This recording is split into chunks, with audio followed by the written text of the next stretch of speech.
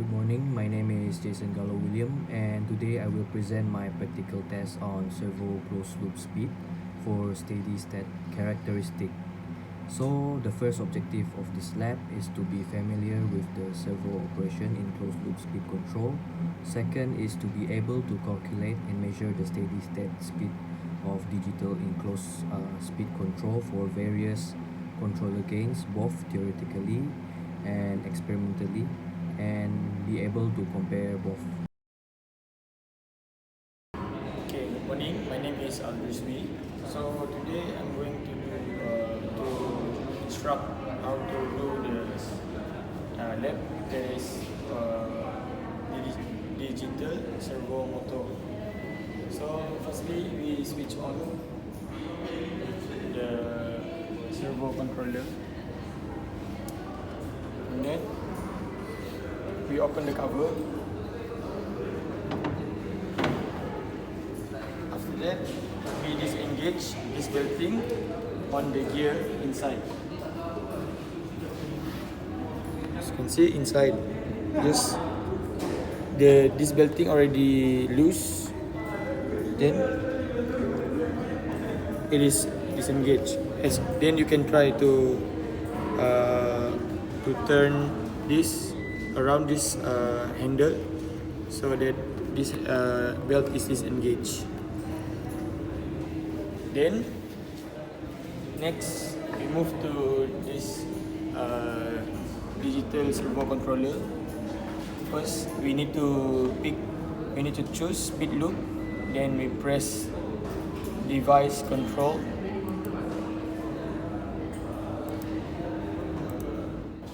Okay, after you open this speed loop device control, you must check the table given inside the lab sheet.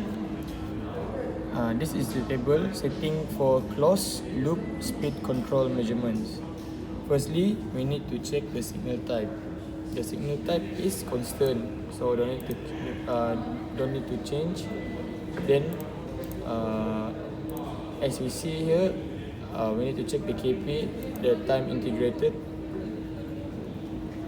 The gain. This is gain. So this is 1, starting from 1, and this is time integrated. We need to change to INF, that is infinite. So next we go to the derivative time. T, there is 0 second. The TD PV is 0 second. Time base is 10 millisecond. Upper limit is 100%, and the lower limit is negative 100%. Then we move to this PV speed scaling. There is 3000 ref per minute. Then we need to check reference, speed, and voltage. Besides that, you just uncheck the square table is square. Then the sweep, the display type is sweep. Then on the show/record data, and make sure the RPM is 3000, the ampere is 7, and the voltage is 48. So I will this button. Now this is open loop. So you need to press this button so it become a closed loop. So I will try for one experiment. There is one gain. This is the speed, the offset. We need to change. As we move this one,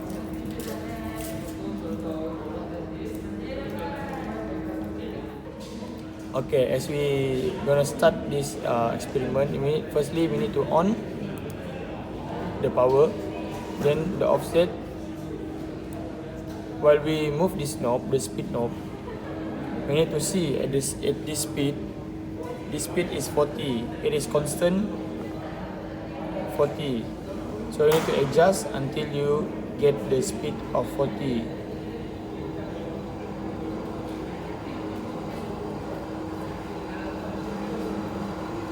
adjust the knob. So okay, right now the speed is 41.7. So you can adjust here also by change the number, maybe 89.5.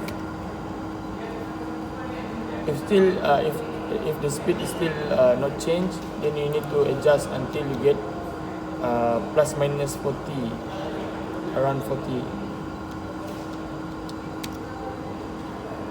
So right now the speed is 40.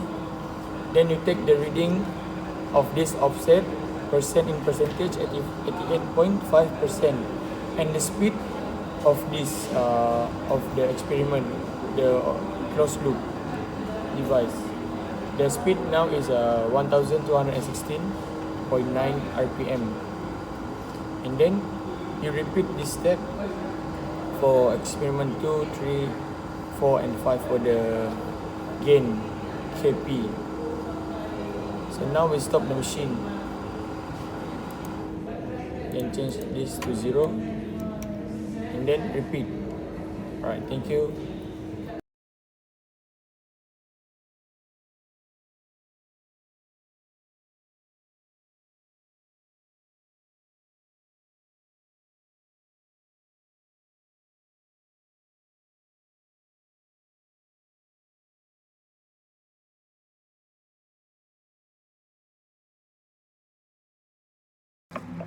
After conducting the experiments, there are findings that we have obtained.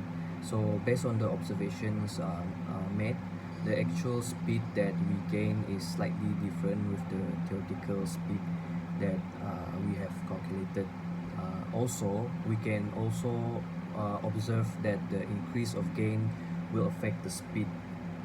However, the value for measured and calculated steady speed are almost similar. We can conclude that as the proportional gain increase, the error we obtain also decrease. So to summarize everything, the experiment conducted was a success, although there were some minor errors that could affect the result of the experiment. So in the end, all of the objectives of this experiment are achieved.